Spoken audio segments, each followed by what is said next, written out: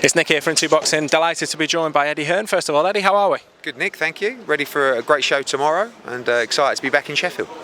Massive show tomorrow night. Dalton Smith headlining against Sam Omaison. Just your thoughts on that fight, and is it a massive opportunity for Dalton to be headlining and going forward to give him that sort of relieve the pressure probably of getting out of the way first time? Yeah, I think it's a great opportunity for both. I mean, for Dalton, you know, that we're doing our job in making sure that he can headline in this city. Kell Brook's retired, Kid Galahad lost but's coming back. They're dying out for a new star. Got a massive crowd in there tomorrow night for a next gen show.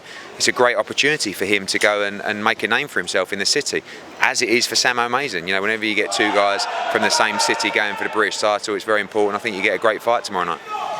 Also on the undercard, it got there was a lot of talk up there as Sandy Ryan, Erica Farias. What was said up there? Backwards and forwards. It was all in Spanish, to be honest with you. I don't think Sandy was really that great at talking Spanish. But it's a massive fight for her. You know, she's in tremendous shape. She's done a great job to prepare herself for this fight. She must win, and it's a very tough fight, but I believe she can do it. Another name that you mentioned in previous interviews, Jordan Thompson, obviously big fight for him. Now, you said there about Sheffield needing a star. Manchester needs a star to fill the Manchester Arena. Possible for Jordan? You've got Zelfer as well. I think he's a superstar in the making. You know, he's a tremendous fighter. This is a great fight for him because Dukar's had 7 weeks' notice. He's a very tough man, rarely gets stopped, but Jordan Thompson punches very hard, and I think this could be the crowning of a very impressive performance from him. Looking ahead beyond this card, Eubank Jr, Conor Benn. I'm sure you've been asked many times. Any update on that fight? We're talking, you know, there was already early reports the fight was done, which were never true.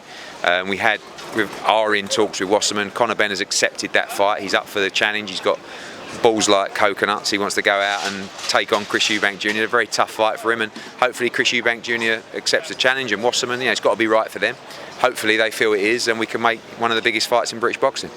Is it potentially a win-win for Conor Benn in terms of if he beats Eubank Jr, everyone goes, wow, you stepped up a weight class and beat Chris, and if he doesn't come through successfully, he can always drop that back down to welterweight? I never think it's win-win if you lose. Do you know what I mean? So, but I understand what you're saying, but you know, we're not taking that fight to lose or, oh well, if that happens. We're taking the fight because he believes he can win. You know, he's taken a big risk to move out of the welterweight division, to step up, to fight a middleweight coming down a little bit. You know, but that's the kind of kid he is. He wants to fight. It's a fight that's been brewing for years and years. It is personal. They are born rivals, if you want. And you know, I would expect Eubank to take the fight because I think he'll fancy he can win the fight and do a job on him, and it would be Eubank getting one up on Benn again. But we'll see what happens. Hopefully we can get it made. Rumours Leigh Wood, Maurizio Lara, 24th of September? Yeah, possibly. I mean, he's got balls of like coconuts as well, Leigh Wood, to take that fight, but he believes he can do a job on Maurizio Lara, and it would be a big statement, and it would put him in some massive fights in the future. So we'll see if it can all be worked out. Show clash that night, obviously Joyce, Joseph Parker. Just your thoughts on that fight, and also with the show clash for the fans? It's always been the date for us in Nottingham Arena, so there's nothing we can do about it. Obviously ours is not on pay-per-view, theirs is. Joyce Parker's a good fight, and you know, I'm sure there'll be two good shows. Staying in the heavyweight division, Derek Chisora, Tyson Fury. Thoughts on that? Obviously, was an offer made. They had an offer, Derek Chisora. I don't think the fight will get made. It was some way off what we'd expect, but we'll see what happens.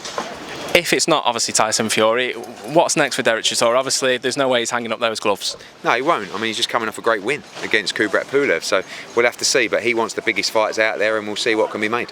And finally, from me, the undercard AJ Usyk 2. Potential slot for Ben Whittaker on there, been spoken about a few times.